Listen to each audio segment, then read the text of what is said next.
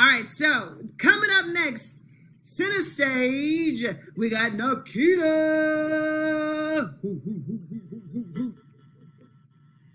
Thank you, Shahara, and my sisters in privilege. I really appreciate everybody for coming out tonight.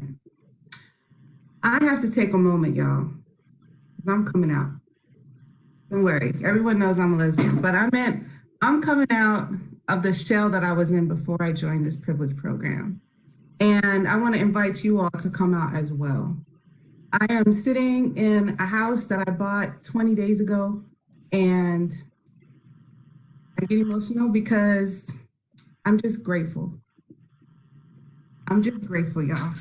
If you're grateful for the life you're living right now, to be breathing in 2021, put grateful in the chat, please. I have to take a pause because I stand here on the shoulders of giants. And of course, I give honor and homage to my parents, but I stand here with the sacrifices that my ancestors have given so that I could be here today. And so when you ask me, who am I say, who are they? I'm a reflection of the greatness of the ancestors that have come before me. And every day that I wake up, I look for another opportunity to give back. Currently, I'm the director of Top Your Dreams, a nonprofit I started. And as an LPC, I'm a mental health advocate for our Black and Brown people here in America, specifically here in Texas.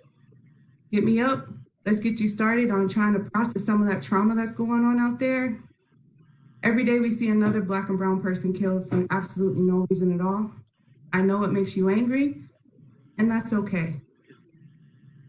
I'm here to say it's okay not to be okay, but it's not okay to sit in it. And so if you want to push your life forward, we got to think about what we're grateful for. And every day I want you guys to get up and figure out how can I give back so that I can make my ancestors proud as well. Thanks, Shahara. Come on. Tear, y'all better get ready. I know Nikita got something deep. Mic drop worthy moment. What does it mean? What does it look like? What does it feel to you? Authenticity is the word that comes to the forefront. And I think it becomes easier to be authentic when you let go of fear.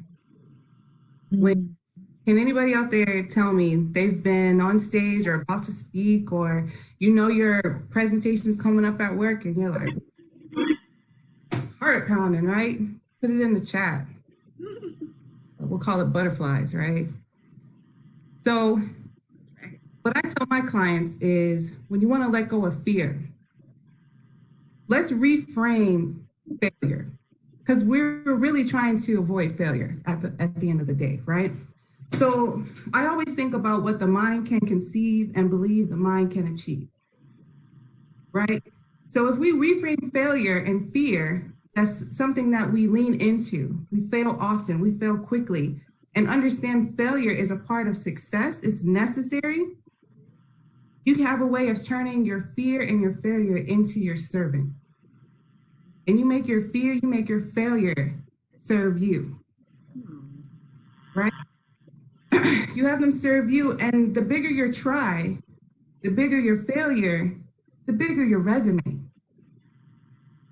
Because every time that you fail, it's just another way that didn't work. That's all failure is. It's just information telling you, hey, that didn't work. I got to do something else. We look at failure as a stopping point. We look at it as a bad thing, but if you look at it as your servant and understand that every time you fail, every time you try and you fail, there is an opposite win on the other side. And I don't think you understand, if you have the power to dream, how much of a gift that is. Because some people have lost that power to dream. Kids are amazing with, I want to be the president. You can't be the president, you Black. Hold on a second. You had a Black president, and now we got a Black female vice president. So what's next? If you can see it, guess what? Ancestors placed that in your heart, and it's already done. All they're doing is waiting for you to show up. So we really don't have to be we don't have to fear. We don't have to fear failure. Make it your servant. And when you let go of that fear, I call it the power five. When you're holding on to that fear, you have that one thing that you're focusing on. But when you let go, it multiplies. Ooh, come Every on. of multiplies times five. You make room for other things to come into your life. So I'm telling you, you will see the C part, authenticity. Okay, if y'all don't give that woman some all capital hands, okay? If y'all don't give her some all, let me get all capital hands, okay? Now, yes, Roxanne, now that was a mic drop moment. Not just like it was literally and figuratively, because she even incorporated that in. If you don't write that down, Nikita, you need to use that again. I'm just saying, you better talk about, what you release, and every time you talk about that, you will have a mic drop moment, because this is literally a mic drop moment physically, right? That was good, good, good, good, good. I took some notes on that in the chat, so y'all can scroll back up. But I thought it was amazing, where it's like, if this conversation is about going from good to great, you have to fail to be great. You have to let go of looking dumb, looking stupid. Oh, I don't sound smart. Oh, I forgot what I was supposed to say. Or why didn't you gotta let go of that. And I think, Nikita, you said it perfectly. You have to fail. Those failures are just getting you closer. Those perceived, change your perception on what failure is. And then you'll when you show up to some of these virtual stages, and it's time for you to show up and then show out, you won't look at your failures like it's going to deplete you. You look like it completes you, right? So